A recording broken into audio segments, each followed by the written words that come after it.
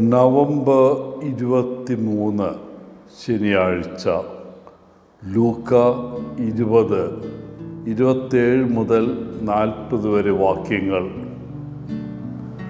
നമ്മുടെ മരണശേഷം എന്തു സംഭവിക്കുന്നു എന്നത് നമ്മൾ ഓരോരുത്തരും അഭിസംബോധന ചെയ്യേണ്ട ഒരു ചോദ്യമാണ്.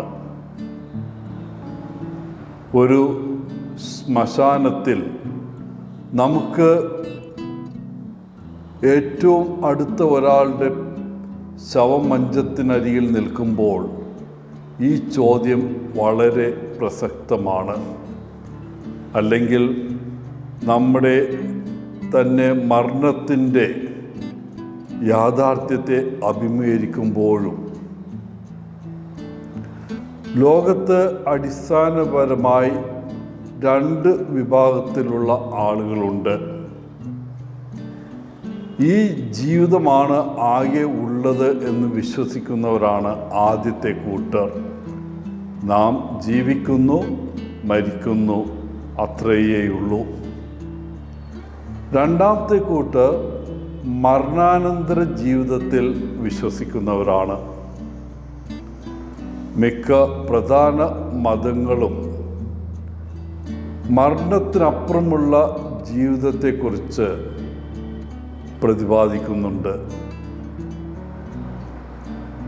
ന്യായവിധിയുടെ പ്രതിഫലത്തിൻ്റെയും ഒരു സമയവും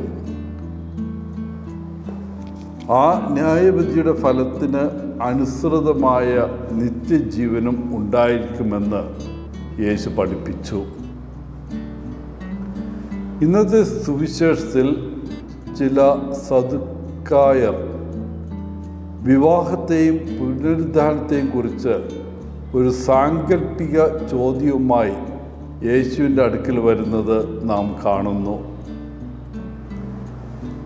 സദുക്കായർ ബൈബിളിലെ ആദ്യത്തെ 5 പുസ്തകങ്ങൾ മാത്രമാണ് സ്വീകരിക്കുന്നത്. അവർ പുനരുദ്ധാനത്തെയും മാലാഖമാരെയും ആത്മാക്കളെയും നിഷേധിക്കുന്നു. തൽഫലമായി അവർ ദൈവത്തിൻ്റെ ശക്തിയെ തന്നെ നിഷേധിക്കുകയാണ്. ഈ സദുക്കായരാണ് യേശുവിനോട് പഴയ നിയമത്തിലെ ലേവ്യരുടെ നിയമത്തെ അടിസ്ഥാനമാക്കി ഒരു സാങ്കല്പിക ചോദ്യം ചോദിക്കുന്നത്. ആ നിയമം ഇതാണ്: ഭർത്താവ് മരിച്ച ഒരു വിധവയെ അവൻ്റെ സഹോദരൻ വിവാഹം കഴിക്കണം എന്നായിരുന്നു. സദുക്കായർ ഈശോയോട് ചോദിച്ചത്, ഒരു സ്ത്രീക്ക് 7 പുരുഷന്മാരുണ്ടായിരുന്നു, അല്ലെങ്കിൽ ഭർത്താക്കന്മാർ. പുനരുദ്ധാനത്തിലെ അവൾ ആരുടെ ഭാര്യയായിരിക്കും? സ്വർഗത്തിൽ വിവാഹമോ സന്താന ജനനമോ ഉണ്ടാകില്ല എന്ന് യേശു പറയുന്നു. നമ്മൾ നമ്മുടെ വ്യക്തിത്വം നിലനിർത്തുകയും പരസ്പരം അറിയുകയും ചെയ്യും. എന്നാൽ ഇനി ഒരു മരണം ഉണ്ടാകില്ല എന്നതിനാൽ വിവാഹവും കുട്ടികളും ജനിക്കേണ്ടതില്ല എന്ന ആവശ്യം യേശു ചൂണ്ടിക്കാണിച്ചു. യേശുവിൻ്റെ പ്രസ്താവന അർത്ഥമാക്കുന്നത് ആളുകൾ സ്വർഗത്തിൽ തങ്ങളുടെ പങ്കാളികളെ, പ്രിയപ്പെട്ടവരെ തിരിച്ചറിയുകയില്ല എന്നല്ല. നമ്മൾ ഇപ്പോൾ അറിയുന്നത് പോലെ സ്വർഗത്തെ ജീവിതത്തിൻ്റെ ഒരു തുടർച്ചയായിട്ട്, ഈ ജീവിതത്തിൻ്റെ ഒരു തുടർച്ചയായിട്ട് കാണരുത്. നമ്മുടെ കർത്താവിൻ്റെ പുനരുദ്ധാന ശരീരം അവൻ്റെ മരണത്തിന് മുമ്പുള്ളതുപോലെ തന്നെ ആയിരുന്നെങ്കിലും അത് വ്യത്യസ്തമായിരുന്നു. ആളുകൾ അവനെ തിരിച്ചറിഞ്ഞു, അവനെ തൊട്ടു, അവൻ അവരോടൊത്ത് ഭക്ഷണം കഴിച്ചു. എന്നാൽ അതേസമയം തന്നെ വാതിൽ തുറക്കാതെ തന്നെ നടക്കാനും രൂപം മാറ്റാനും അപ്രത്യക്ഷമാകാനും അവിടത്തേക്ക് കഴിഞ്ഞു. സ്വർഗത്തിൽ നാം ക്രിസ്തുവിൻ്റെ പ്രതിച്ഛായ പങ്കിടും.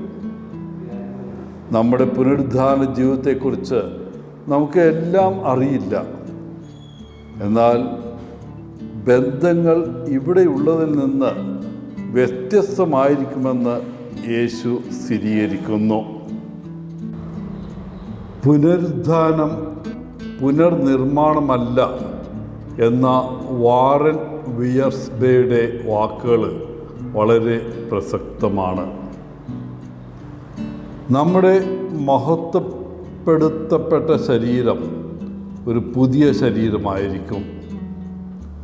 സൃഷ്ടിയിലെ വിവിധ വസ്തുക്കൾക്ക് വ്യത്യസ്ത ശരീരങ്ങൾ നൽകാൻ ദൈവം ശക്തനാണെങ്കിൽ തീർച്ചയായും പുനരുദ്ധാനത്തിൽ നമുക്ക് പുതിയ ശരീരങ്ങൾ നൽകാൻ അവിടത്തേക്ക് കഴിയും.